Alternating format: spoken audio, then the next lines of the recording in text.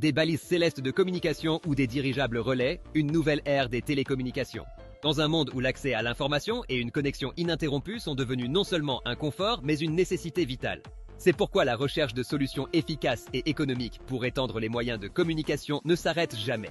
Dans cette course technologique, les dirigeables réapparaissent à l'horizon. Les dirigeables relais, ou tours de communication stratosphériques, promettent de révolutionner le paysage des télécommunications en offrant des avantages uniques par rapport aux tours terrestres traditionnels et aux satellites spatiaux. Les dirigeables relais peuvent transporter à leur bord divers équipements pesant plusieurs dizaines de tonnes. Cela leur permet d'assurer de nombreuses fonctions dans le domaine des communications, fournir un accès Internet mobile haut débit et des services de téléphonie vocale dans les zones rurales, les régions isolées, au-dessus des étendues d'eau et dans les endroits où la construction de tours n'est pas judicieuse. Comparons maintenant certains indicateurs d'un dirigeable avec ceux d'une tour terrestre et d'un satellite. Selon différentes estimations, la zone de couverture d'une tour terrestre atteint jusqu'à 30 km². Un satellite est capable d'assurer la couverture de jusqu'à 900 km². Le dirigeable est légèrement inférieur au satellite à cet égard et couvre environ 500 km² de territoire. Le coût de construction d'une seule tour est d'environ 100 000 $.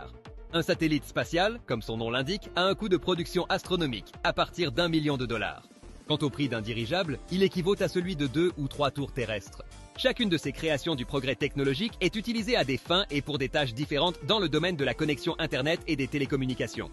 Par exemple, les dirigeables relais sont efficaces là où il n'est pas pertinent de construire des tours et où la connexion par satellite est insuffisante en raison de la forte latence et du coût élevé de sa mise en place. Au cours des 10 prochaines années, nous assisterons à une exploitation active du Grand Nord. Les glaciers fondent, de nouveaux territoires s'ouvrent et c'est justement là que les dirigeables sont parfaitement adaptés pour assurer la connexion, et pas seulement la connexion. Bien sûr, les dirigeables ne remplaceront pas complètement les tours et les satellites. Les dirigeables occuperont leur propre place dans ce créneau. Une place où leur utilisation est absolument vitale et essentielle.